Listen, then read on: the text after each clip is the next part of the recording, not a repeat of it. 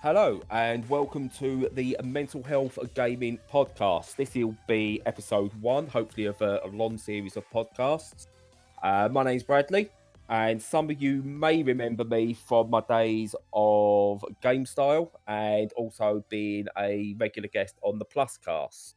I've done those a few years back, but stopped doing them after a while, but now I'm back. Alongside me, we have Ben.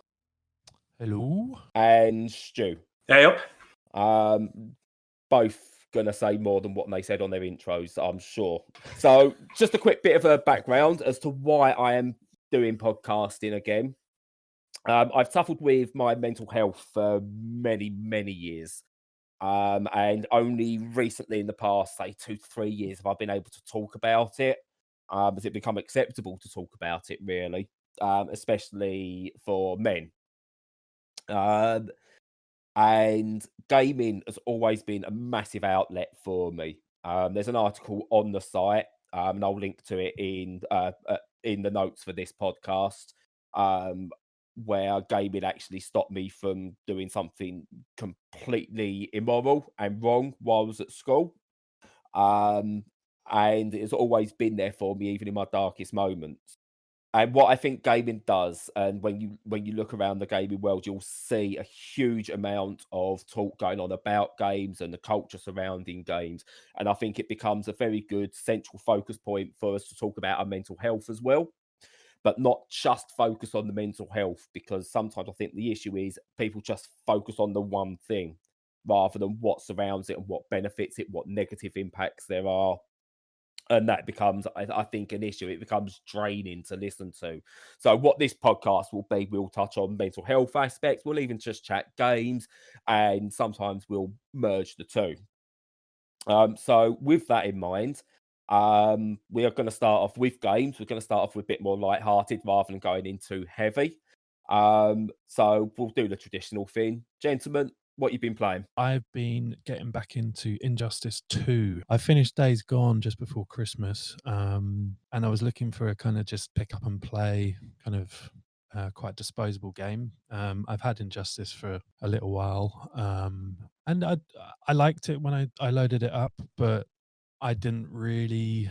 I suppose I've never really had the kind of infatuation with fighting games, or not really appreciated the kind of depth that they can provide. I actually sat down and spent some time with it, and really, really surprised me just how much I kind of fell in love with it. I think it helps because the game offers a really good tutorial system.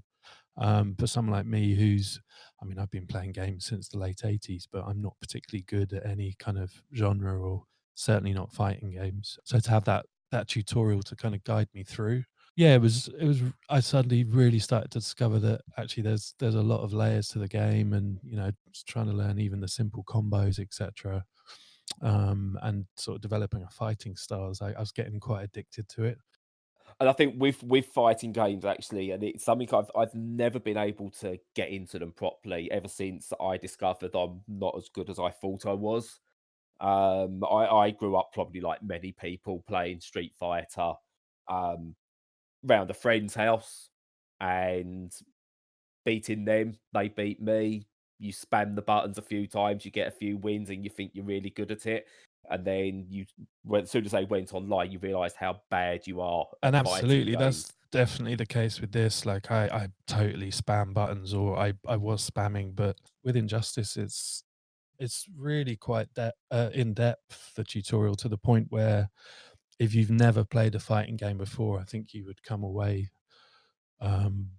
If you spend, I think the tutorial in total, I probably spent over an hour and a half just kind of learning different combinations. And I mean, it goes right down into kind of the frames, something which I suppose for fighting game veterans, framing in a game, to me, I had no idea what that was, but just, okay, yeah, if this animation will take 3 frames longer than what your opponent's doing, so you can sort of realize, oh yeah, I don't want to use that move at this point because they've got a chance to get countered. Now obviously that's a high level of play which I'm certainly nowhere near, but yeah, I just found it really interesting sort of digging into a game a bit more. And I think it's actually quite admirable from NetherRealm that they've gone to that kind of depth to provide an onboarding for people like me, who say pretty bad at fighting games generally, but I'm sure someone who's probably very good at Street Fighter 2 could jump into Injustice 2, have a quick look at the tutorials, and kind of get a familiarity to service their kind of level of play. Are you mostly playing in single player, or do you prefer playing multiplayer? Well, yeah, one-on-one. I've had a few fights online. It's quite interesting. I think before I probably would have just dipped away from it and you say, "Oh, I'm never doing that again." But understanding the mechanics a bit more, I think I can appreciate the defeat and understand, rather than just getting frustrated and go, "I'm rubbish at this game." Go, okay, I can see how I might get better. So yeah, it's been an interesting experience overall, and one I wasn't really expecting, like having just finished Days Gone, which was I think a very good game, but it's just an open world experience. I'm kind of playing that and doing other things as I play it. But I can imagine open world game number 762. yeah, I think, well, I could go into Days Gone a bit more, maybe another time, but I think it's a lot better game than obviously the release reviews suggested. But yeah, to go from quite a passive experience to one that's a lot more involved. No, I've just really appreciated it. I think it's kind of given me a different perspective on a genre which I definitely overlooked. Like you, I'd played Street Fighter, I've played Mortal Kombat back in the day, but never to any kind of standard. So yeah, it's been fun. See, I'll come on to what I've been playing sort of afterwards, and it kind of relates to it. But it is that whole thing of when you've played a game before, you've played a genre before, and then you realise years down the line when you go back to it, you've not even scratched the surface of what high level play actually is. It's an ongoing game for me that I'll be playing. I've played most of last year, and I'll be playing all of this year and beyond as well. But we'll get into that. But yeah, it's good stuff. But Stu, what you've been playing? Well, quite a few on the docket at the moment, but I've been playing a lot of Grid, and there's a review up on the site for that. So online, I'm known as Treble and Treble Alpha on Twitter, and anything you see with that name, any poorly written garbage, that's me. But yeah, Grid is the latest release from Codemasters, obviously a racing studio of long heritage and depth and sophistication in their games. And Grid is sophisticated in its own way, but it's actually quite an arcadey experience. Now, finding those sorts of games in the sort of, well, for want of a better term, AAA sort of space these days is really difficult. So you can get like your Horizon Chase Turbo, whatever it's called, and you'll see these small indies bringing out lovely little arcade races, but the big guys rarely touch them. But Grid, as long as you get under the hood, as it were, as long as you get under the hood, get into the settings and do just a couple of tweaks, it plays out very much like an arcade racer. So you're not thinking, Ridge Racer 7 or anything like that. But if you're thinking more along the lines of Metropolis Street Racer, going all the way back to the Dreamcast and to a lesser extent, Project Gotham Racing, which came out of that, it's on that sort of a level. So it's very accessible, it's very fast, it's very fun, it's very bright and colourful. Now, that's something you'd think would be a given with these kind of games, but really, you don't find it all that often. I think it's probably taken a few notes out of the playbook from the Forza series. So I've played a bit of Forza Horizon 4. It's in my book, a far superior game than that. It's just much more. There's a much more tactile feeling with the road. The way the weight distribution happens with the car just appeals to me a lot more in Grid. So yeah, I'm really, really enjoying that one. Just in terms of gameplay, if people aren't aware, it's a multidiscipline one. So it's not one of these where you're in an F1 car or you're just in a touring car. You get to use all sorts of anything from a little mini right at the start all the way up to, Formula 1000 little beasts that are like supercharged Mario Kart type things, to, super tourers, massive trucks, that sort of thing. So there's a huge amount of variety. Each one has a different handling characteristic, but it never sweeps past fun into pure sim. There's sim elements, so you do have to be a little bit careful about how you throw it around, and ABS kicks in, but it's not going to completely stop you and put you on a scale Xtrix style curve round a corner. You will have to drive it with real physics and physics principles in mind, but broadly, by and large, it's aimed towards the fun end of the market, and it's a really funny one to come out, to be honest, because I'd assumed that the Grid series was dead. So you had the first one, which was called Race Driver Grid, back in 2008, and then the sequel was about, I think, 5 years later, and everyone hated it. And then about a year after that, they did a purely on-track circuit racing one called Grid Autosport. And then that was about 2014. And since then, there's been nothing. And this is a weird position in the market because it's like a reboot / remake / I don't know what. So it's got loads of tracks from the previous game, some of them almost identical, just with like a bit of a graphical touch-up sort of thing. But under the hood, it's changed the handling quite a lot. So yeah, it's a bit of an odd one, and it seemed to have done really poorly at retail, which is a great shame to me because it's the kind of game the I want to timing see. of that release felt weird as well, because at the same time as that came out, they re-released Grid Autosport on the Switch. And it just seemed to send mixed messages as to what, having both games come out within, I think, a week, 2 weeks of each other at the time, sent mixed messages. Now, I've not played the new Grid yet. And for frame of reference, I started back with Toka Touring Car Championship on the PlayStation 1, which for me, through rose-tinted spectacles, is still the best racing game I've ever played in terms of conveying what a motor race is all about.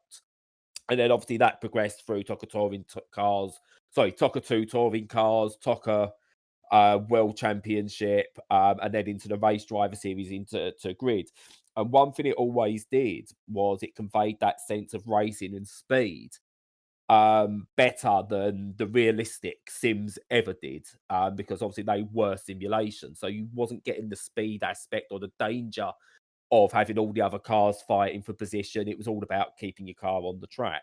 And Grid, when that came out, the first one of the Grid series, that just blew my mind in terms of this is what it felt like to be in a race. It wasn't realistic, and I'm sure hardcore sim fanatics would turn around and go, oh, you turn on a center axis and that's not how tires grip to the road and what have you. But it made me feel like I was in a race.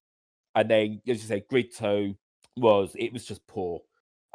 Taking out the in-car view, it just lost something. And I don't know, it just felt anemic as a game. And Autosport is quite possibly, for me, the best video game racer to date. But I've not had the desire to want to play the new Grid. When I've seen screenshots of it, it looked sterile compared to the grittiness of Grid. Of like the PlayStation, the Xbox 360 versions, and those ones, it just looked very sterile, and it just seemed to be, oh right, with Forza Horizon or Forza Motorsport are doing good. Gran Turismo looks great, so we're going to clean it up a bit. Is that the case, or does it still have that grittiness of the others? No, I think you're right. I think it's definitely lost that grid. I think it's such a long time since I played the original, but didn't that have like a film grain on it, like a filter? I don't think it was a specific filter for that, but yeah, that's how it would come across. Yeah.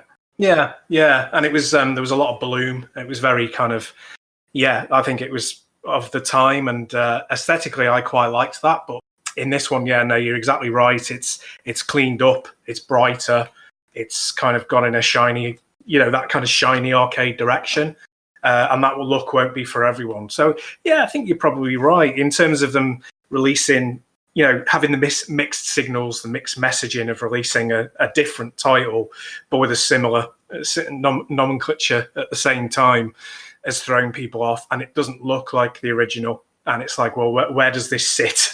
So it's definitely a niche one. It's for one, it's one for people who definitely like that gleaming arcade look, shiny, fast, not necessarily too challenging, because you can dial the settings right down if you want and not be penalised too much. So I'd recommend you give it a go if you get a chance, because I think it'll have that injection of speed that you're looking for, not that kind of speed. But if you can get a go of it, perhaps see what you think, but it might No, turn you I off. assume it'll be cheap enough pretty soon as well, being one of the Codemasters game, and two, Yeah. if it's not sold, well, I can see that being a bargain bin job fairly soon. Yeah. Yeah, no, that's thanks for that, Stu. So I've been playing mainly Tetris because that's what I've become now. I'm just, since this time last year, I've just been addicted to Tetris 99, and then since getting a PlayStation 4 again, Tetris Effect. When Ben mentioned earlier, we touched on sort of like games you used to play in your childhood, and then realizing how much of a high level there is these days. Playing Tetris makes you realize sort of when you used to play it on the Game Boy in the late 80s, early 90s, it's come a long way since then. And I can do things in Tetris that people will look at and can't believe are possible, much in the same way I see certain people play Street Fighter or other fighting games or even shoot 'em ups. I just go, how are you even doing that? I can't even get past the first little bit, or I'll get done with a couple of strikes or whatever. But yeah, Tetris has been doing it. But I've also had the chance recently, thanks to reviewing, to play Psikyo Shooting Stars, which is a collection of Psikyo shoot 'em up games. So you've got Strikers series, Gunbird series. So there's two collections. There's Psikyo Shooting Stars Alpha and Psikyo Shooting Stars Bravo. Each one has 6 games in it, and they're all arcade shoot 'em ups, and they follow the same pattern, bar a few little basics. And I'm rubbish at them. I am absolutely dreadful. Always have been. Even when I used to go down to the arcade and stick me 50 and 20p in, whatever it was, play them and be dead within 30 seconds and then put in another 20p. I've always been bad at them. But what's really good about these games, and the reason I want to touch on them, is certain games make you feel dreadful for not being good at them. And I think certain fighters, like I think modern day Street Fighter, can do that. They can make you feel bad if you're not good at them. And Ben picks up on with the likes of Mortal Kombat and Injustice. They don't. I think that they want you to go in and enjoy them. Would you say that's true, Ben? No, I'd absolutely agree. I'd say my partner, she's actually quite good at Street Fighter, quite annoyingly good at Street Fighter. And I've tried playing that off the back of Injustice too, and it was like a completely alien to me still. So yeah, I think Injustice 2, Mortal Kombat, I've not really delved that much into, but obviously the mechanics are pretty much the same. So I imagine it will be as easy to play. But yeah, certainly Injustice 2 it's a friendly game for. Which is great, and that's sometimes what you want. I mean, Dark Souls, Blood Bowl, those sort of games are difficult, and they're designed to be difficult, and that's great. But you've got other games where they punish you for not being the best at them, and I don't like that. Now, what Psikyo Shooting Stars does with its games, it doesn't care if you're good at them or not. It starts you off with a difficulty setting of around, out of 9, I think they are, starts you off at 5, which is normal. And then you can go up to super difficult, or you can go down to basically, you could do this blindfolded and given the control to a newborn baby, and you'll still get through it. But what the game wants you to do, and what these games want you to do, they go, look, we know they're meant to be difficult at the base level, but you do you. You have your enjoyment out of it. And it's great. I go into it and I'll play it on normal for review purposes, just to see this is how the developers want it to be played. But they've gone, look, you've got the game now. It's your game. Do with it what you will. And I like that. A game that's not afraid to go, we want you to enjoy yourself. We don't want to make you feel stupid for not being able to play this game. And as I said, I'm not good at shoot 'em ups, never have been, and as I've got older, I've got even worse at them. Bullet hell games, I can't do bullet hell. I can't get how people can avoid the bullets on screen and Probably still similar attack. to fighting games. It's the reaction speeds that you need to really function at a high level in those games. Is, well, certainly for me, it's well beyond me. There's definitely an aspect to that. I've never really been into bullet hells either, but I always see them as almost like puzzle games. They have this, there's an interlocking type of pattern that you'll see coming, and if your brain's attuned to it, you will enjoy following that pattern to create that path. And it's never been for me. Mine's kind of like the fun comes from what's shooting out the front of the plane that I'm piloting, rather than what I'm avoiding. And I think there's a very sort of distinct switch between people who like one type and who like the other. And Brad, it sounds like you're in the same camp as myself and Ben, in that you like, traditional vertical shooters. I'm trying to remember one of the ones I used to play, and it was based around World War II. It wasn't Strikers. But it might even have been called 1942 or something like that. Now that was 1942, a vertical shoot 'em up, but that didn't have the bullet hell aspect to it. So I always remember playing that, and that not being easy, but I could just go, right, I've got to shoot that thing there, go up through the level. Sometimes they'll shoot you back, and it might get a bit difficult, but you can avoid them. And I really enjoyed those. As I said, I would play I remember playing Gunbird in the arcade and not being very good at it, but still enjoying it. But I can appreciate the artistry needed for that high level play. And it's just really good at a time when, to be honest, without going too far with it, the world is going to absolute pot at the moment. Every way you look, you don't want your entertainment medium to also be going, hey, look, everything's a bit shit, so are you at this, so you feel more miserable about things. So for a game that is designed around difficulty to be able to go, look, we know we're difficult, but you be you have your fun. I just think it's a really good thing. And those behind it deserve all the recognition they get and all the praise they get. They're not perfect games. I don't think any single one of the games in there would be marked higher than if you was giving review scores a 6 or 7 out of 10. There are flaws in them. They are pretty much all the same game with different skins on them, but it's a variety of different skins in there, and you're playing a game that you can get used to playing. You can play it for 5 minutes while you've got a break and just have a bit of fun with it, or you can go really deep into it. And it's just, it's great to have those options, to have 2 packages that are available now. As I said, you've got Psikyo Shooting Stars Alpha and Bravo, each with different games in there. And what's really odd, actually, I'll just pick up on this before we move on to the next segment, is in Psikyo Shooting Stars Bravo, which I picked up yesterday and have started playing for review, is they're all shoot 'em ups, and then there's another, basically a breakout type game in a shoot 'em up, and it's all the others are all the same sort of thing, and then you've got this breakout clone type thing going on, which is just really bizarre. But I was having a quick flick through all of them as you do, but ended up spending about an hour and a half just playing this breakout style one, because that's just more my style of game. It's like I wasn't expecting that in a shoot 'em up collection. But there'll be a review for that on the site. The Alpha's already on the site. Bravo will be on the site at some point. But yeah, been playing that, and it's something I wasn't expecting to be playing at the start of this year for sure. But it's really good, and if you get a chance, you should be checking them out.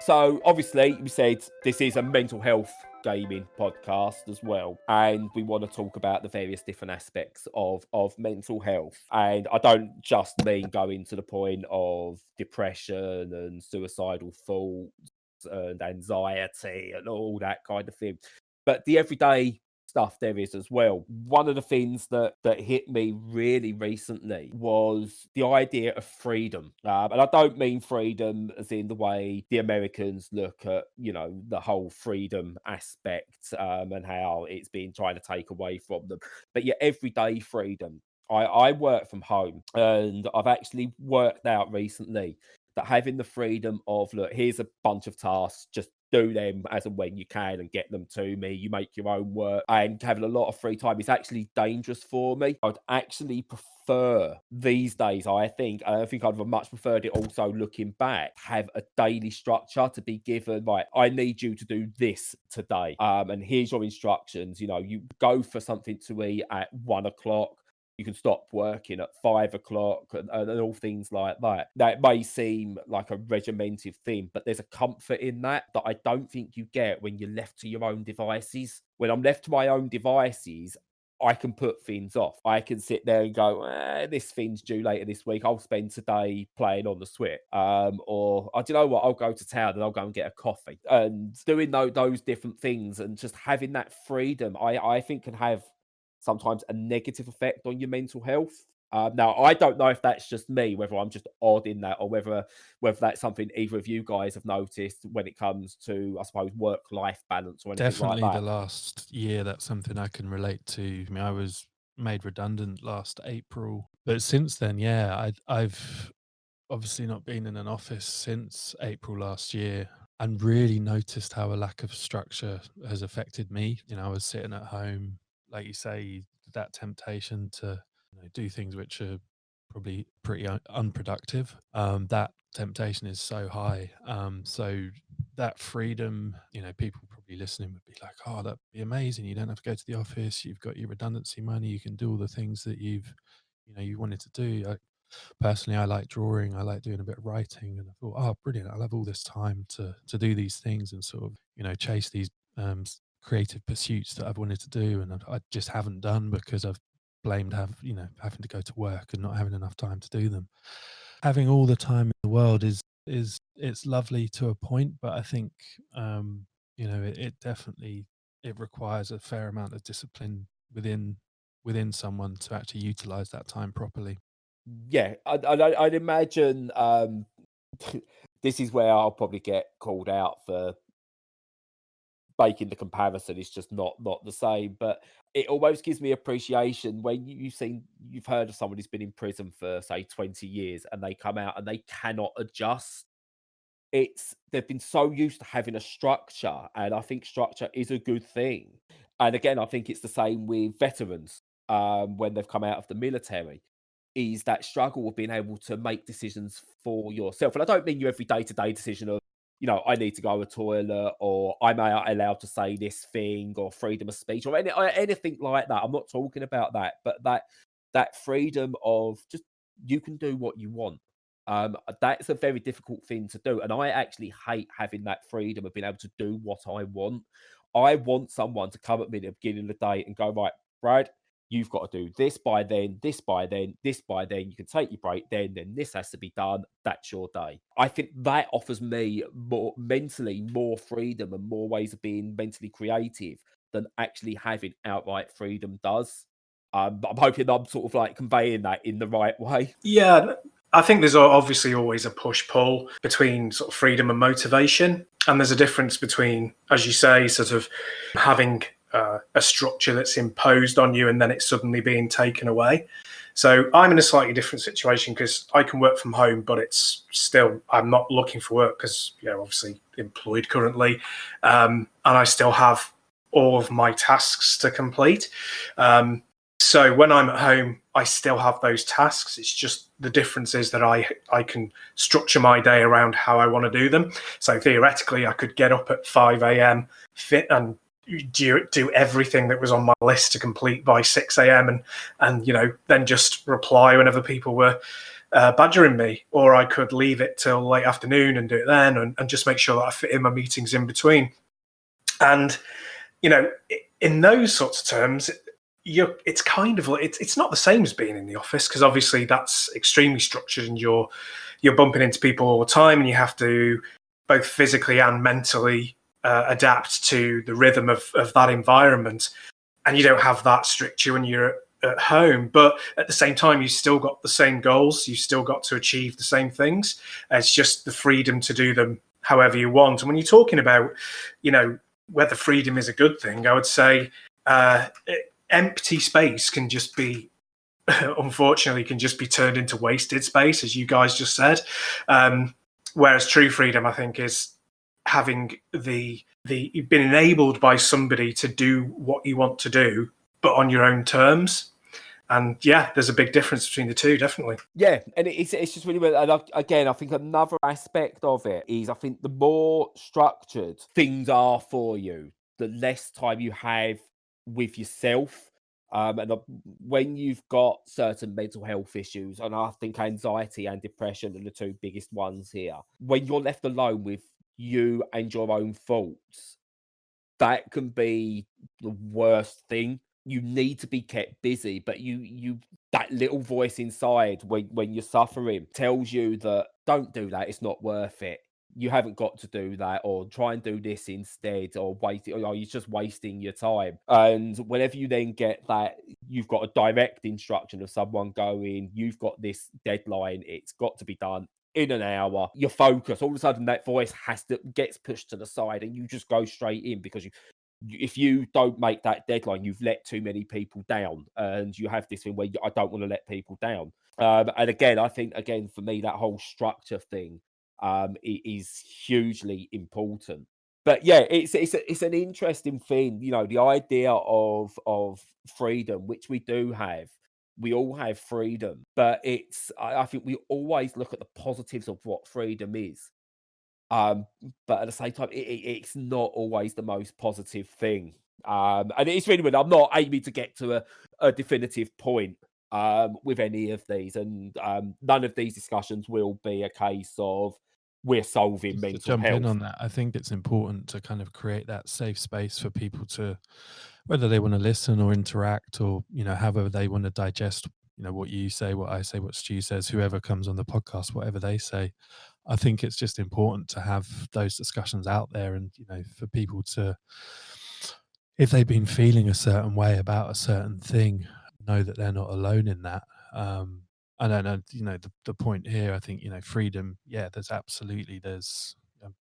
huge amount of positives with it, but there are pitfalls as well. And I think a lot of that can come from personal motivation. So if you're not in a good space mentally, and I definitely wasn't last year when I got made redundant. I worked in quite a toxic office environment. If you're not in that good headspace and you're lacking in personal motivation, then suddenly having all this freedom in the world and all the time in the world can actually be quite debilitating.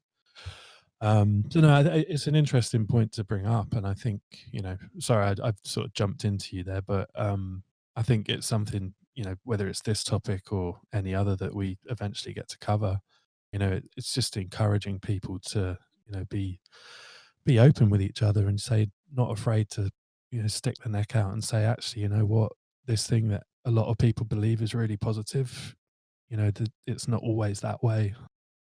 No, and I appreciate the jumping in as well, because almost that's case in point. I was given, in a way, the freedom to talk. My brain, again, it's just, I suppose it's just the way some of us are wired. My brain just went, just go, just carry on, and needing someone to step in, and even if it was just a minor interruption, just it gives me enough time to reset as well. So again, it's the way we're wired at times, and I think the way the little voices speak to us has a major impact. But we'll touch on that more another time before this drags on too long for this one. So obviously, with this being our first episode, we'll get into a better groove as we go further and further along, and we'll work out better segues as well. Because the next thing I want to touch on, while it's still topical as of February 2020, is a bit Brexity. I've been playing it's not a new game, it's been out on PC for a while, but it's just been released on console. I've been playing Not Tonight, a post-Brexit simulator of sorts based around the same mechanics as the absolutely outstanding Papers, Please. A lot of games these days, and in my review for the game, I mentioned this, especially the AAA games, decide they don't want to be political, and they go out of their way to tell you they're not being political. And obviously, one of the most recent examples was Division 2, being set in Washington after an outbreak of sorts causes civilization to collapse. How's that not being political? With Not Tonight, it's really, really refreshing to see a developer nail their colours to the mast. Whether you agree with their politics or not doesn't matter. The fact that someone's willing to go, look, this is what we believe, this is where we stand on the political spectrum, that I think is a really, really good thing to see. Now, it's very, in terms of the message they're trying to send, it's very, very left leaning, which resonates with me because I suppose might turn some people off. I'm very left leaning. I'm very liberal. And it really does show that for me, the negatives of how the political situation in the UK has gone, the way Brexit's been handled, and paints a very damning picture of how Britain will be in a post-Brexit world. Now, do I think Britain is going to collapse in the way that it's shown in the game? Not quite. I don't think it's going to be as obvious than that. And stories are there, especially fictional stories. All fictional stories are based on some kind of reality or some kind of real influence anyway. And there are aspects of it that you can see happening, maybe not to the extremes that you see happening. And I mentioned its likeness to a film I've seen recently in Sorry to Bother You, which again shows has a real political agenda. And it's set in a surreal world, but you see a lot of elements in today's society creep into that and how it works. And it's the same with Not Tonight. And what it's actually doing is showing the message where not everyone who voted for Brexit, but a certain subset of people who voted for Brexit and voted to keep a Conservative government in power, why they're doing it, why they don't want non-nationals in this country anymore. They don't want to see them. They don't want to see them working or thriving. They want to see them gone. And the way that Not Tonight tells that story is very well framed. It's often funny in places. It's also very, very dark. It's very upsetting at times. And it all leads to a hell of a payoff. It also shows how I think sort of how a lot of terrorist incidents we have in this country are bred by the way people are now, the way the country's been run by those at the top. They give voices to people that shouldn't be having a voice. And then that leads to certain hypocrisies happening. And it makes it easy for people to be radicalized. And you can see all this within the game, the way relationships are created and the way people react to other people. And your role within the game is how you've got to treat people. You are given hard facts and figures, and you treat each individual person by these hard facts and figures. Um, and that brings in a conflict within yourself. Is do I want to treat people like that? Do I treat them as based on what it says on their ID card exactly, or should I be a bit more liberal? Should I let things slide and so on and so forth?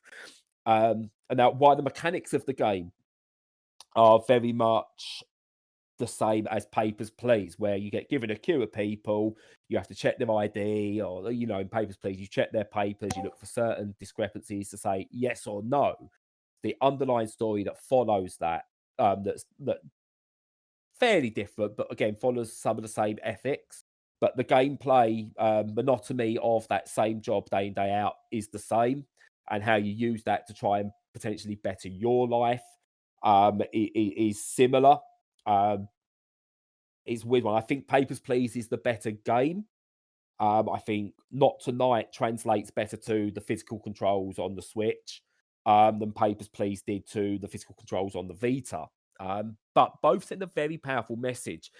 And I think Not Tonight resonates a lot more than Papers, Please will. Because I think a lot of people can look at Papers, Please as a game because it's history.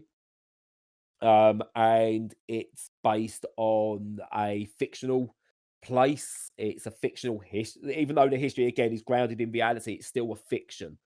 Whereas Not Tonight, they've gone, look, this is Britain. This is Britain. The people are not real, and the scenarios aren't real and are fantastical. But this is Britain. We're not going to hide that. And I think that resonates a lot more and brings home a lot more truths. Doesn't answer any questions. I'd go as far as say it doesn't really pose any new questions. It's not going to change any beliefs, but it's a very powerful statement, I think, that's been made by the developers. And releasing it on the 31st of January was, I hate using the term brave when it comes to anything that's not actually brave, and so on and so forth. When people call footballers brave for making certain tackles and stuff, that's not brave. But I think it was a very courageous decision on their part to release it when they did, because there could have been a hell of a backlash. But also on a marketing point of view, an absolute genius release date as well.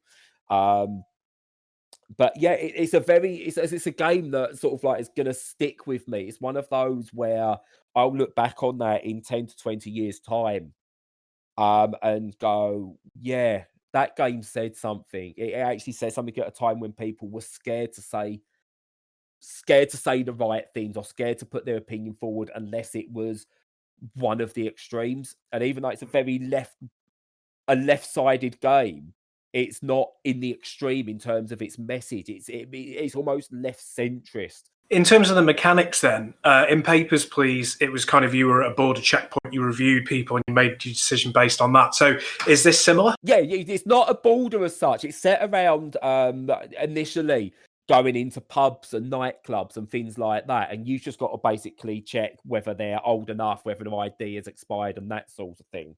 And it is that literally it's what Papers, Please does. But instead of a border, you're stopping people getting into clubs and nightclubs. Right. So that's the basic, obviously Papers, Please, it was around that monotony of the day-to-day. And that's what Not Tonight does with the same thing. It's just you're checking these IDs. It's probably not as in-depth as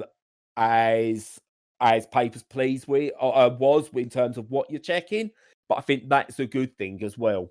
Very cool. But yeah, so what was your thoughts on it, Ben? Like in the initial part, because I mean, I've played it right the way through, and it left me dumbfounded by the end of it. But I found it to be early on fairly light in its tone, with just a couple of standout moments that look designed to sort of like draw you in. So, what are your early thoughts? Yeah, on it? I'm not as enamored with it as you are. I think it's fine. And that's not really a positive or negative criticism. It's not the sort of game that I would typically play. The central mechanic, sort of the mundane life that you lead, checking IDs at the door of you start off at a pub and then you progress to a nightclub and so on and so on. I quite enjoyed that. That simple element of just, this is your job, this is your lifestyle. You're living in a quite derelict flat. You've got a government officer visiting every week. I quite like the bleakness that the atmosphere builds up. But something with it just didn't quite grab me. I don't know. I agree with you that these sort of games, it's absolutely important for games to, they're going to make a statement, then absolutely should be encouraged to do that. I mean, games are art form at the end of the day, and they should be an expression of, a point of view. If I was going to, look for a game that, criticize Brexit, maybe something which was perhaps a little less on the nose, being what I was after. But that's not to take away that what it does, I say it's probably not for me. But I enjoyed the atmosphere that it creates. What I will say, and you're at the stage where I was when I first started playing it, which was this is a bit, as you say, it's a bit on the nose, or it's not. There's something not quite there, and it is unchallenged, and I'll come to that in a second. But it's designed in such a way, and it's only when I finished it I went back and went, that's actually some really clever game design and storytelling. It's designed in such a way that as you come closer and closer to the payoff at the end of the game, that you get suckered into something and drawn into something before it then the big unveil happens, and it just hits you. And I think what you're going through at the moment with the game is kind of needed for that endpoint to work. And again, I'm not going to spoil anything. I'm not going to say anything about it, but I don't think that endpoint is necessarily right, nor do I think it's wrong, and nor do I think it sends a particular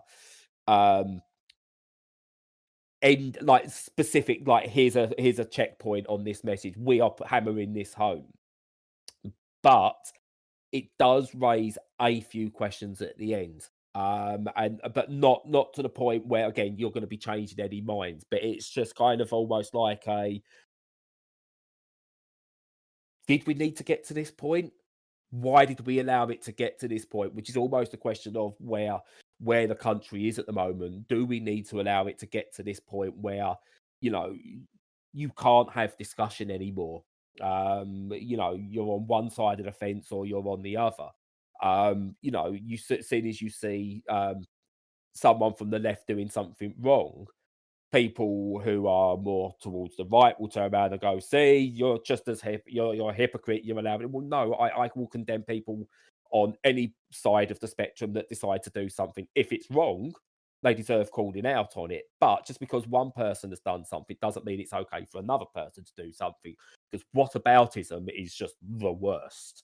Um, and I think what this does, in a way, is it actually points that out. It points out hypocrisy. And that's what it does more than anything. And it is really, really bleak. But it's stick with it, Ben, is all I can say. And again, I'm not going, you're going to have this massive revelation of, oh my God, this is the greatest game ever. It's not. It is, again, I don't do scores, so I'm not even going to do it. But it's an above average game. It's an above average game in terms of what it does. In terms of what the message does, I think it's there. But it's not going to be as um it's not going to hit you as much as a film trying to send that message across, or a book trying to send that message across at the moment. And that's not in any way condemning video games. I think video games as a storytelling medium have come so far in the past decade. Yeah, I think more and more games are realizing as well the power of having agency over a character. Obviously, Yeah, you watch films, TV, you can get some outstanding dramas, etc., but they're all passive. yeah. We'll touch on Yeah. these in another podcast as well. I potentially might do a full deep dive on this other one that will be a comparison. But what Not Tonight also did, and it's what another game does, is it makes me feel, even though it's meant to be it's a depressing game, that game being depressing and seeing almost like the negative way other people are actually makes me feel better. Not because they're being miserable, but it's just like, yeah, do you know what? The world is shit. It's not just me. It's not just happening to me. And if the world is shit, it doesn't matter that things aren't great for me at the same time. And you know, I can, maybe I can do a little something about it for myself. Maybe I need to be a bit selfish about myself at times. And another game that done that really well, and I think allowed you to be positive because it was so bleak, was Frostpunk, which is a city builder based after a new ice age, where it just looks like all hope has completely vanished out of the world. And you've got a band of survivors, and you know the world's population is seriously cut down and cut off from each other. And it is bleak, it is miserable, but in that bleakness, on a personal level, I found that gave me more hope about life than a really uplifting story would do, if that makes sense. Well, yeah, I mean, on that point, Brad, I think it's about representation. It's about seeing you represented by somebody else so that you don't feel like you're completely in a vacuum. It's really important to have that. And as you touched on before, one of the things that's deeply upsetting for everyone concerning Brexit is the lack of discourse that you feel you're unable to have. So if you have, whatever your point of view is, if you post that on social media, then very likely going to lose friends. It's that polarizing, and that's a really difficult thing to do. So yeah, seeing representations of your point of view, or something that's towards your leanings out there in fiction is really positive, even if the actual content itself is negative, like you said in Frostpunk. And that's what the game does. I'd say it hasn't got to be perfect. And again, I think this is something we've seen with games, and the way they're being reported on. And one of the reasons I stopped doing review scores is something's either perfect or it's rubbish. There seems to be no room for it's slightly below average, it's slightly above average. There's no grey areas anymore. Everything's black or white. And it just seems to be the same with everything at the moment. For some games to have that moment of, look, there is grey to life, I think is really good. And Not Tonight does that really, really well, despite having its own clear messages. There's enough there to add to a discussion without changing minds. And a discussion hasn't got to change your mind. And I think that's very important. It's okay to have a discussion with someone and then come away with exactly the same view they've had before. Yeah, I agree. Ben, do you feel that you'll probably complete the game, or are you done with it? There's a few frustrations, we sort of we've spoken about the wider political side of it, but the actual game structure itself, there comes a point where you have to start checking people's identities on their ID cards, and this probably exposes one of the flaws in the game of the graphics being the way they are, that sort of pixelated style. It can be quite hard to pick out sort of the finer details. So I had a couple yesterday where I was checking the IDs. I go, well, yeah, that I've checked the picture, checked the person, that looks like them, and then I've let them in, and the owner of the pub or the club has said, oh, that person's ID is fake. The pictures didn't match. So I couldn't. I got that feedback that I'd done something wrong, but I couldn't actually see where I'd made the mistake. So there's a few little frustrations like that, which, from a gameplay point of view, it would take, the story would have to evolve a little bit for me to kind of overcome those. I want to play it to its conclusion, or at least until I've had a full run through and got more, exposure to the actual story underneath. Just a quick one. Obviously, very early on, there's a couple of moments that happen. They're only minor. But did you accept the bribes, or did you reject I haven't the got bribes? to that point yet where I've needed to take a bribe, but I can see that I need to earn a certain amount of money each month. And I can see there's going to be a point where, I'm probably going to have to decide whether I take a bribe, or there's like a drug dealer that hangs around one of the clubs. It's like, am I going to have to let him in? Am I going to have to kind of take a few backhanders from him? And I hope that the game does allow you to either go down that more nefarious route, or to try and stay as honest as possible.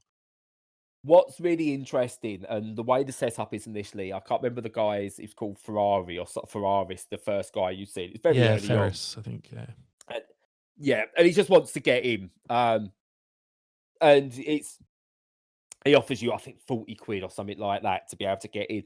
And the game makes it very easy for you to say no, but it's almost like, do you know the setup of a horror film where you've got that one person, she's like, really loving towards her disabled younger brother or sister or whatever, and she's really loving, she takes care of her family, and you kind of watch it going, something bad's going to happen to that one.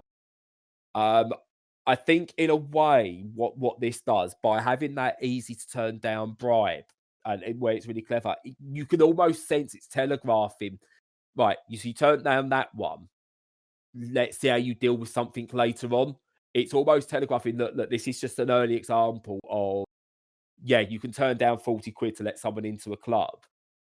But once you join, or you potentially decide to join this resistance, are you going to be able to say yes or no at the right times if it means a negative impact on yourself? And it's kind of, in a way, it's clever. But in a way, I think that's where I think video game writing still needs to improve. I said, because it's so telegraphed as to what's going to happen potentially later in the game, that it almost takes out some of the element of surprise you will get, because you'll just go back and go, oh, that's why I did that earlier. And not in a pennies dropped moment either. You're kind of waiting for it. Yeah, and I think, and the first time I encountered that was the drug dealer, and then afterwards, you get the patrons queuing outside the pubs and clubs. They'll offer you 20, 30 quid to try and get in. And and like you say, like, so far it's been very easy to say no. And as I hope the game, speaking as someone who's only a few hours into it, I hope the game allows me to at least not feel that I have to take those bribes. But I also, if the writing is strong enough that I'm actually questioning whether actually, or maybe I should take them, then obviously that's a positive as well in the game's favor. So I'm interested to see in which direction it will kind of take me as I play it. In a video game, it will be interesting to see if they can set it up in such a way that I'm actually gonna, if I do join the resistance and I do feel kind of compelled to, do things that perhaps I wouldn't do normally, especially with a topic as we've already touched upon enough times, like as kind of explosive as Brexit is. Like, yeah, it'd be interesting to see how it unfolds. Excellent. Right, so in terms of that discussion, and again, we're going to learn to segue a bit better for future episodes, but we'll draw a line onto that. I'd be interested to hear your thoughts once you've finished it, though, on a further podcast, Ben, because it's definitely one that I think deserves to be played, and hopefully we'll hear more discussion from other people from it soon as well. But pretty much that's it for this week's podcast. It's probably dragged on in a few places as we get used to the structure and trying to improve as we go on. But first of all, obviously, I'd like to thank Ben and Stu for joining me. Thank you. Cheers. And I'll think about a better way of doing the whole follow us and like us and whatever, subscribe and all things like that down the line. But if you're watching it on the site, or if you're reading on the site, so it'll be down below in the article somewhere. If you're listening to it on the put together YouTube one, it'll be down in the description. You can click on things to like us and what have you. But yeah, until the next time, I've been Bradley. You've been listening to the Mental Health Podcast. Thank you.